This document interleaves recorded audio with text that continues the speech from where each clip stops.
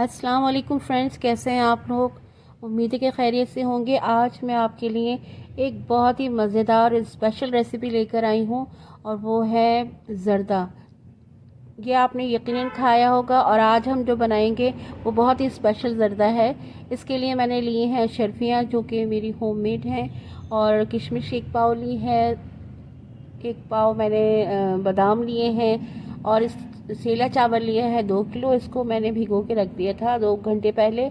अब इसको मैं बॉईल कर रही हूँ और इसमें मैंने डाला है बादियान के 2 फूल डाले हैं, इलायची डाली है, और तकरीबन मैंने 1 चम्मच ऑयल डाला है ताकि अच्छी तरह से चावल हमारे उबल जाएं।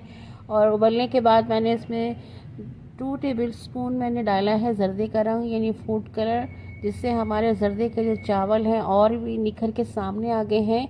जर्दे की जब आप ये सेला चावल लेंगे तो आपने इसमें थोड़ी सी बिल्कुल भी कोई कनी नहीं रहने देनी है, अच्छी तरह से बॉईल करना है ताकि जब हम इसको चाशनी में पकाएं तो ये बिल्कुल अकड़ ना जाए। चावल मेरे बॉईल होके तैयार हो चुके हैं और इसमें इतना ज़बरदस्त सा कलर आया है। अब हम देखें क्या करते हैं। अब हमने जितने भी ड्राई फ्रूट्स हैं हमारे, उसको हमने ऑयल में फ्राई करना है। और इसके लिए मैंने लिया है तकरीबन हाफ़ के जी के करीब मैंने घी लिया है। घी में आप ज़रूर बनाइएगा, घी में और मज़ेदार बनता है ये। और इसमें मैं डालूँगी सबसे पहले 5-6 इलायचियाँ तोड़कर, ताकि इसकी खुशबू अच्छी तरह से इसमें आ जाए। हल्का सा इसको गरम कर लेंगे हम ऑयल को। गरम करने के बाद मैंने इसमें डाले हैं, सबसे मैं इसमें बादाम डालूंगी जो मैंने काट के पहले से रखे हुए हैं। तकरीबन 1 पाव के करीब हमारे बादाम हैं।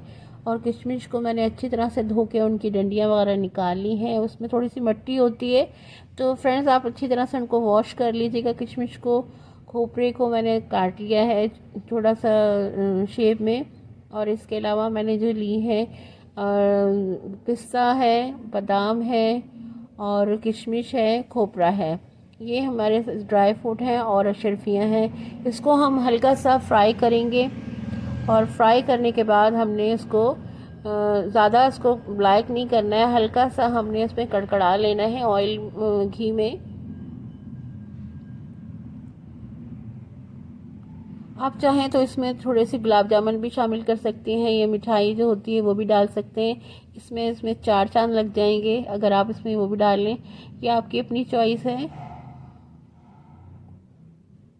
आप हल्का सा इसको हिला के उसको फ्राई कर लें और इसके बाद मैं इसको बाहर निकाल लूँगी किसी बाउल में, क्योंकि इसमें हमने जर्दे के चावल में मिक्स करना है चीनी वगैरह। इसको 2-3 दफ़ा उलट पलट करने के बाद हम इसको एक बाउल में निकाल लेंगे, ऑयल को भी, और ये शर्फियाँ और ये भी ड्राई फ्रूट जो हमारे फ्राई हो चुके हैं इसको भी हम किसी उसमें निकाल लेंगे, क्योंकि बस हमें बहुत जल्दी बन जाता है ज़र्दा। और उसमें कोई ज़्यादा आपको टाइम नहीं लगता। बस जब आपकी चावल बॉईल होने में टाइम देर लगता है जब आप इसको भिगो के रखते हैं। अब हम इसको किसी भी उसमें निकाल लेंगे, क्योंकि चावल बहुत ज़्यादा हैं, इसके लिए बड़े पतीला लिया है मैंने।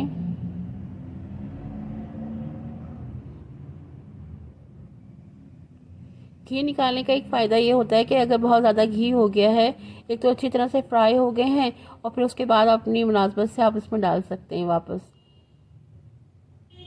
अब हम इसमें थोड़ी सी जो भी मैंने तकरीबन ये 1.5 kg से थोड़ी ज़्यादा शुगर ली है मैंने।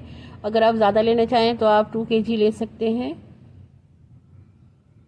अगर आपको ज़्यादा मीठा पसंद है तो आप उसी हिसाब से आप शक्कर ले सकते हैं। अच्छी तरह से इसको मिक्स कर लीजिए।